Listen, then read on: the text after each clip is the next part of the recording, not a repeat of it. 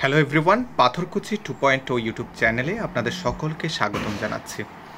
Previous দুটো ভিডিওতে আমরা 2025-এর যে ট্যাট হয়েছিল তার 20টি কোয়েশ্চেন সিডিপি পোর্শনের অ্যানালাইসিস করেছি। আজকে 2025-এর সিডিপি পোর্শনের শেষ পার্ট, অর্থাৎ এখানে লাস্ট 10 কোয়েশ্চেন আমরা অ্যানালাইসিস করব।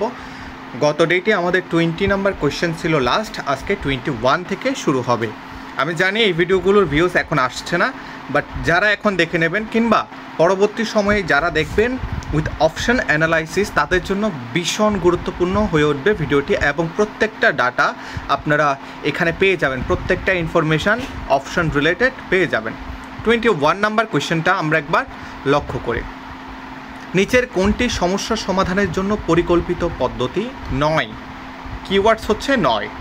Which one of the following is not a method designed for problem solving? প্রথমটা দিয়েছে কলন বিধি বা অ্যালগোরিদম। কলন বিধি বা অ্যালগোরিদম কি? আমরা শুনেছি ইউটিউবের অ্যালগোরিদমের কথা। অ্যালগোরিদম হচ্ছে এমন একটি পদ্ধতি যেখানে ধাপে ধাপে প্রবলেমের অ্যানালাইসিস করে তার সলিউশন প্রোভাইড করা হয়। অর্থাৎ প্রবলেম সলভিংয়ের জন্য কলন বিধি বা অ্যালগোরিদম একটা প্রপার ওয়ে। হিউরিস্টিক বা অনুসন্ধানমূলক যে পদ্ধতিটা রয়েছে সেটাও ধাপে ধাপে স্টেপ ওয়াইজ প্রবলেম সলভিংয়ের মধ্যে আমাদের সাহায্য করে থাকে। তার পাশাপাশি এখানে আমরা ফিডব্যাকও পেয়ে থাকি যদি আমরা কোনো ধরনের ভুল করে থাকি। কিন্তু সি নাম্বার অপশন যেটা রয়েছে সেখানে কি বলা হয়েছে? শনাক্তকরণ। শনাক্তকরণ কোনো ধরনের প্রবলেম সলভিং মেথড নয়। কারণ কি?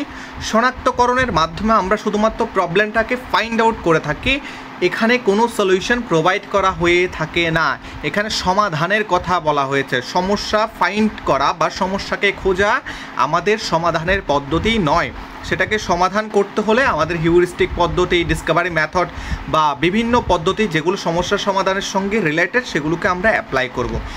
কিন্তু শনাক্তকরণ বা আইডেন্টিফিকেশন যে ওয়ার্ডটা রয়েছে সেটা কখনো সমস্যার সমাধানের সঙ্গে যুক্ত হতে পারে না।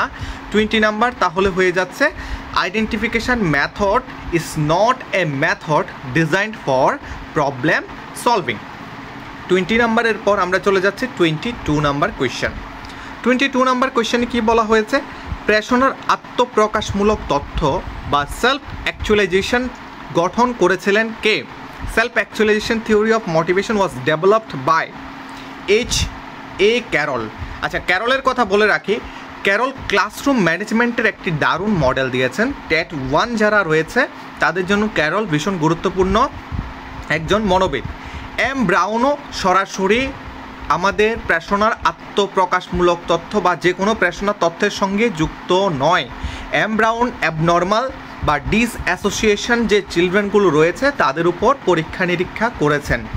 C.A. গিবস একজন সাইকোলজিস্ট যিনি আত্মপ্রকাশমূলক তথ্য কিংবা মোটিভেশনের যে কোনো তথ্যের সঙ্গে যুক্ত নয়। অপশান আমাদের হবে এদের কেউ নয়। তাহলে আত্মপ্রকাশমূলক তথ্যটি কে দিয়েছেন? ভীষণ গুরুত্বপূর্ণ একটি কোয়েশ্চেন। আত্মপ্রকাশমূলক তথ্যটি দিয়েছেন আব্রাহাম মাসলো। আব্রাহাম মাসলোর সেলফ অ্যাকচুয়ালাইজেশন থিওরি, যেখানে 5টি স্টেপের কথা বলা হয়েছে এবং তারপর মেটা মোটিভেশন আমাদের মধ্যে ডেভেলপড হয় সেই কথাটাও তিনি বলেছেন। এবং আমাদের ট্যাটের পার্সপেক্টিভে বোথ ট্যাট পেপার 1 এবং 2 এর জন্য আব্রাহাম মাসলো ভীষণ গুরুত্বপূর্ণ একজন মনোবিদ, এবং নেটের এক্সামের জন্য আব্রাহাম মাসলো একজন গুরুত্বপূর্ণ মনোবিদ। তো আমাদের আব্রাহাম মাসলোর থিওরিটা পড়তে হবে। 22 নাম্বারের পর আমরা চলে যাচ্ছি 23 নাম্বার কোয়েশ্চেন 23। ব্যক্তিসত্তার পরিমাপের জন্য পার্সোনাল ডেটা শিট প্রথম ইনভেন্ট কে করেছেন? অপশান আছে কি? R.S.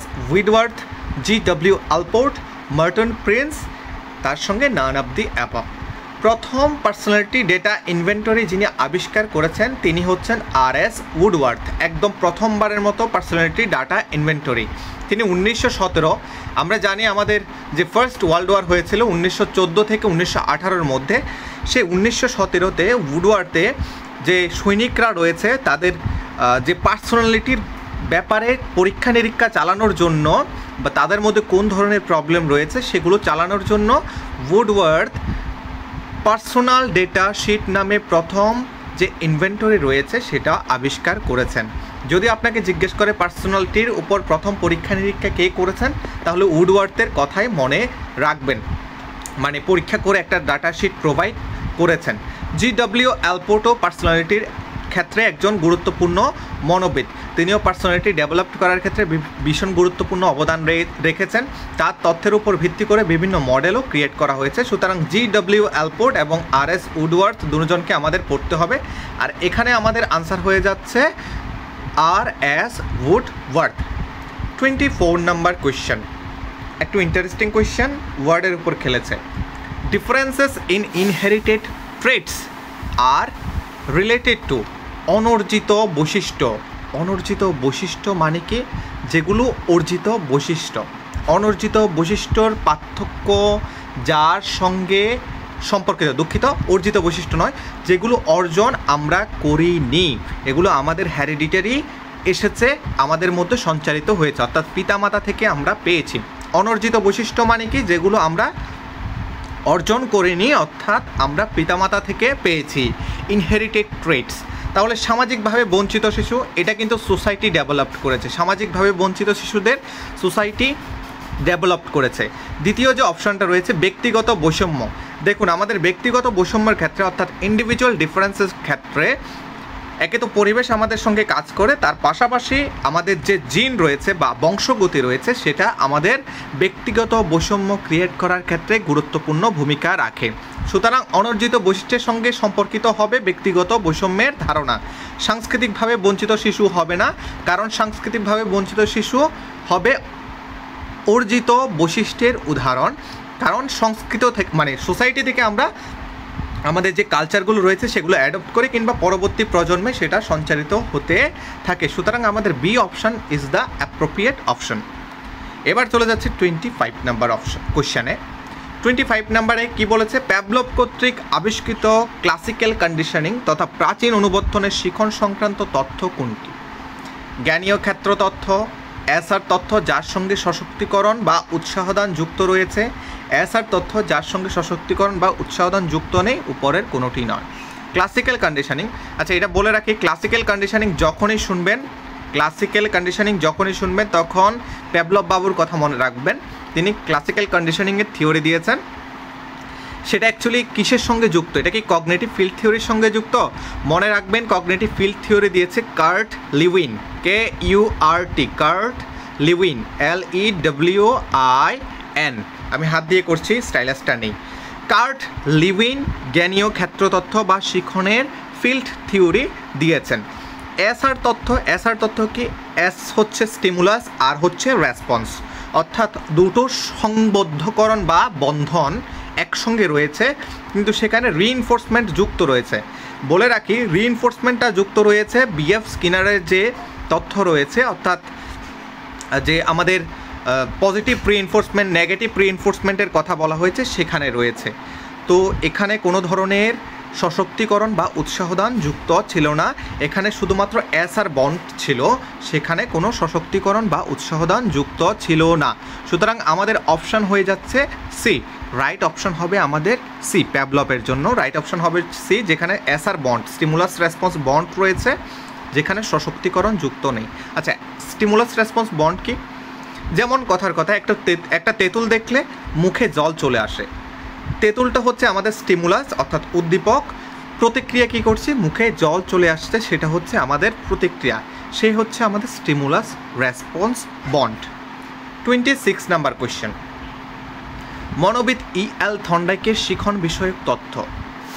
EL থর্নডাইকের শিখন বিষয়ক তথ্য কোনটি হবে? শিখনের ক্ষেত্রীয় তথ্য বা ফিল্ড থিওরির কথা মনে পড়লে কার্ট লিউইনের কথা মাথায় রাখবেন, জ্ঞানীয় ক্ষেত্র তথ্যের কথা মনে পড়লেও কার্ট লিউইন। বাট জ্ঞানীয় ক্ষেত্র তথ্য অনেক সময় টলম্যানের কথা বলা হয়, তবে প্রপারলি আপনাকে আমি বলে রাখি, প্রপারলি টলম্যানের সঙ্গে সাইন থিওরি যেটা রয়েছে, সাইন ল্যাঙ্গুয়েজ থিওরি বা যেটাই বলুন, sign cognitive theory, sign related ব্যাপারে আমরা টলম্যানের কথা মনে রাখবো, টলম্যান। কিন্তু ক্ষেত্রীয় তথ্যের মধ্যে, ফিল্ড থিওরির মধ্যে কার্ট লিউইনের কথা মনে রাখবো। এসআর তথ্য যার সঙ্গে সশক্তিকরণ বা উৎসাহদান যুক্ত নেই। এখানে আমরা যদি দেখি এসআর মনোবিদ থর্নডাইকের যে থিওরিটা রয়েছে সেখানে এসআর বন্ড রয়েছে, বাট উৎসাহদান যুক্ত রয়েছে, রিইনফোর্সমেন্ট সেখানে ছিল। একটা বিড়ালের উপর তিনি পরীক্ষা করেছেন EL থর্নডাইক, এই বিড়ালের উপর পরীক্ষা করে তিনি রেসপন্সের জন্য কিছু সশক্তিকরণ প্রোভাইড করেছেন, যাতে খাদ্যটা সেই বিড়ালটা যদি এলোমেলো আচরণ করে, কোনো জায়গাতে যদি সে ক্লিক করে খাদ্য আসছে, সেই খাদ্যটা পেয়ে তার মধ্যে রিইনফোর্সমেন্ট কাজ করছে।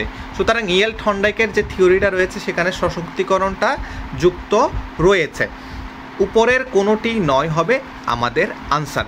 আবার এখানে অনেক বইয়ে দেখবেন যে সশক্তিকরণটা যুক্ত নেই। সশক্তিকরণ যুক্ত নেই প্যাভলভের থিওরিতে, বিএফ স্কিনারের থিওরিতেও সশক্তিকরণটা যুক্ত রয়েছে, ইয়েল থর্নডাইকের থিওরিতেও সশক্তিকরণ যুক্ত রয়েছে। প্রাচীন অনুবর্তনের যদি কথা বলে প্যাভলভ, সক্রিয় অনুবর্তনের কথা বললে বিএফ স্কিনার, আর যদি প্রচেষ্টা এবং ভুলের তথ্য বা অ্যাটমিক থিওরি অফ ইন্টেলিজেন্সের যদি কথা বলে তাহলে থর্নডাইকের কথা মনে রাখবেন, এগুলো কিওয়ার্ডস দিয়ে মনে রাখবেন। 26 নম্বরের পর আমরা চলে আসছি 27 নম্বরে। 27 নম্বর কোয়েশ্চেনে কী বলা হয়েছে? শিখনের অপারেন্ট কন্ডিশনিং বা সক্রিয় অনুবর্তন তথ্য। অপারেন্ট বললে কার কথা মনে রাখতে হবে? বিএফ স্কিনারের কথা।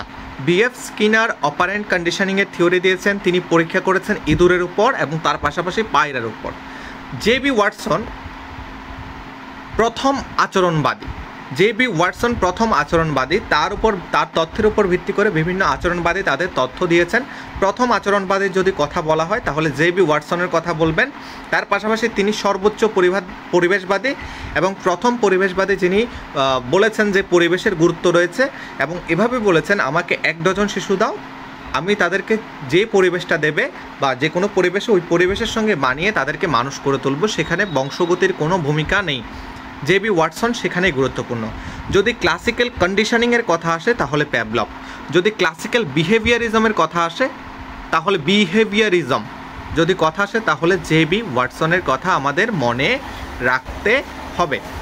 28 নম্বর কোয়েশ্চেন, আর 3টে কোয়েশ্চেন রয়েছে, ভীষণ গুরুত্বপূর্ণ সবগুলো কোয়েশ্চেনে। দেখুন এখানে আপনাদের অনেক কনসেপ্ট ক্লিয়ার হবে, আমি বলছি, কথা দিচ্ছি, এখানে অনেকগুলো কনসেপ্ট আসছে যেগুলো কিওয়ার্ডস রিলেটেড এবং পরীক্ষার পার্সপেক্টিভে ইম্পর্ট্যান্ট। যা বলবো একদম সচ্চা, যেখানে আমাদের এক্সাম রিলেটেড ইম্পর্ট্যান্ট রয়েছে সেটাই বলবো। 28 নম্বর যে কোয়েশ্চেনটা রয়েছে, শিখন বিষয়ে অক্ষমতা সম্পূর্ণ শিশু, লার্নিং ডিসেবিলিটি, ডিফিকাল্টি কোথায় আছে? তাদের অভিব্যক্তিপূর্ণ ভাষা প্রকাশের বিষয়ে, ধারণাক্ষম ভাষা বিষয়ে প্রকাশে, অভিব্যক্তিপূর্ণ ভাষা বিকাশ এবং ধারণাক্ষম ভাষা প্রকাশের উভয় বিষয়ে রয়েছে। তাহলে দুটো বিষয়ই আসছে, কারণ শিখন বিষয়ে অক্ষম শিশু না ভাষা প্রকাশের ক্ষেত্রে সেই সাবলীল, কিংবা ধারণাক্ষম কনসেপচুয়াল যে ব্যাপারটা রয়েছে সেই ল্যাঙ্গুয়েজের ক্ষেত্র খুব সাবলীল। সুতরাং both in expressive and receptive, অর্থাৎ গ্রহণ করার ক্ষেত্রে কিংবা এক্সপ্রেস প্রকাশ করার ক্ষেত্রে, বোথ ক্ষেত্রে তাদের লার্নিং ডিসেবিলিটি কাজ করছে। সুতরাং অপশন সি আমাদের অ্যাপ্রোপ্রিয়েট আনসার হয়ে যাবে। দেখুন এই অপশনটাও কারেক্ট, এই অপশনটাও কারেক্ট, বাট বোথ যেখানে রয়েছে সেটা আমরা চুজ করব, কারণ দুটোটা একটা জায়গার মধ্যে আমাদের সীমাবদ্ধ করে দেওয়া হয়েছে। 29 number question, slow learning children were also known as, ধীরগতির শিখন বৈশিষ্ট্য সম্পন্ন শিশুরা অন্য যে নামে পরিচিত। শিক্ষাগত দিক থেকে অস্বাভাবিক শিশু হবে না। অ্যাবনর্মাল চিলড্রেন তারা যারা একদমই শিখতে পারে না। এখানে বলেছে স্লো লার্নিং, তারা শিখতে পারবে, মানে এখানে ইএমআর এর কনসেপ্ট আসবে, এডুকেবল মেন্টালি রিটার্ডেড, সিএমআর আসবে কাস্টোডিয়াল মেন্টাল রিটার্ডেড বা রিটার্ডেশন, টিএমআর আসবে ট্রেনেবল মেন্টাল রিটার্ডেড বা রিটার্ডেশন। সুতরাং এখানে আমাদের অপশন হবে বি, শিক্ষাগত দিক থেকে তুলনামূলক কম স্বাভাবিক সম্পূর্ণ শিশু, অর্থাৎ স্বাভাবিক স্টুডেন্টের মতো নয়, নর্মালি তারা শিখছে। কিন্তু শিক্ষাগতভাবে বঞ্চিত শিশু কারা?